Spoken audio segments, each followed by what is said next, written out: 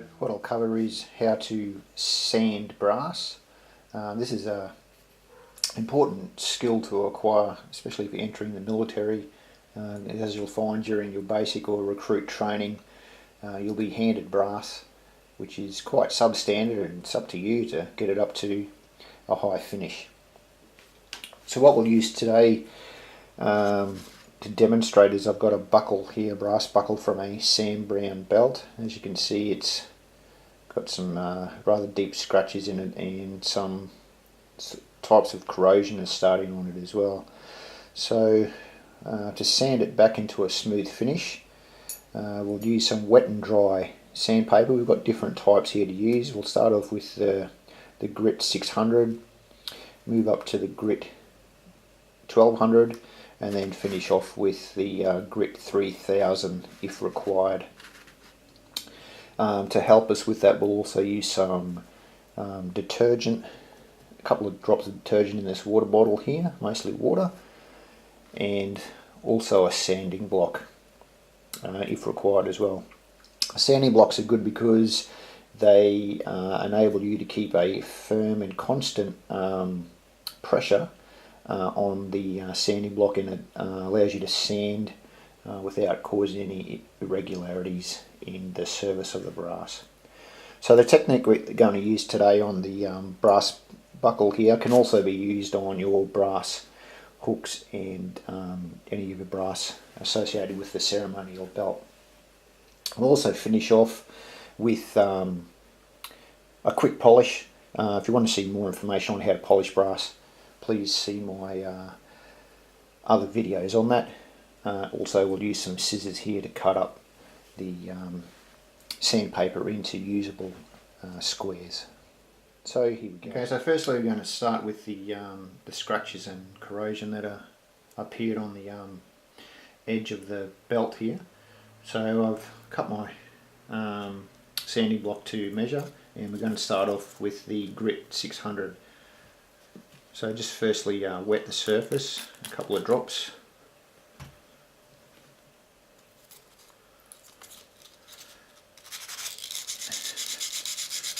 And then commence the sanding.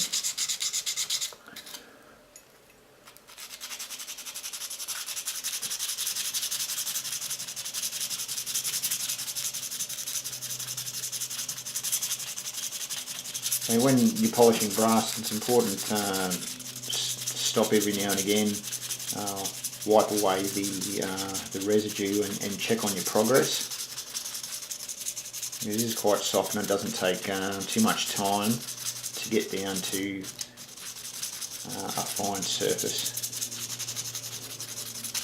Right, so we'll just check on how we're going on that. Alright, so straight away you can see that it's starting to come up really nice on that edge there. So I'll move on to this part here.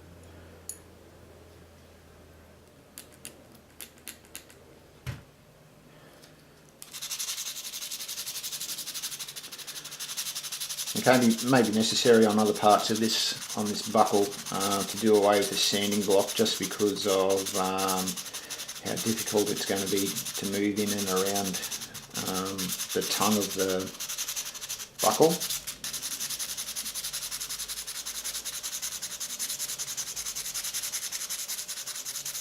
And you can actually feel it once you're sanding. As you can feel when you're getting less resistance from the brass, it means that you're actually succeeding in providing a good smooth finish. So once again, we'll just check our progress. Yeah, and that's working well. You can feel it with the touch of your hand, so that's quite nice. So in that area there, we can then move on, just tidying up the edge again with this part here, and then we'll move on with the 1200 grit just to get a smoother finish. So I'll bring you back. Okay, so we finished our first pass with the grit 600 sandpaper. As you can see, it's done the job there, and it's actually worn the paper away as well. So that's a good indication. So what we'll do now is we'll go over those bits that we just sanded there with the 1200, and that'll just make it a better finish. So once again, we'll use our sanding block. place some detergent. This time I'll place it onto the actual paper itself and go over those parts that we've used before.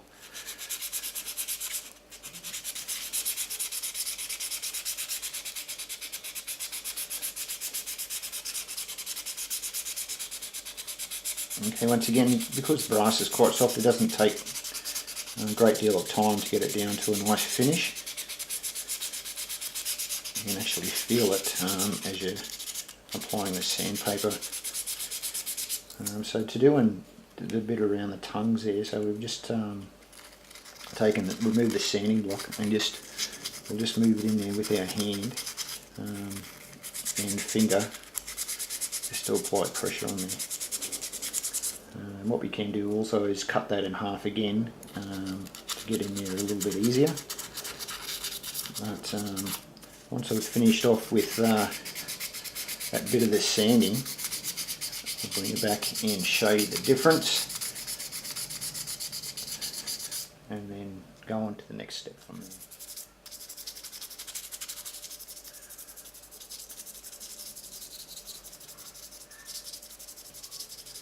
Alright, so let's check our progress now. Let's give that a quick wipe. Right, so all of those areas are looking really good. And we need to concentrate on. We'll just finish it off with some 3000 grit, just to provide an extra bit of a finish. And then the last bit that we can do after that is just actually polish it off with some Brasso or Autosol. So once I've finished with the 300 grit, that's exactly what I'll do.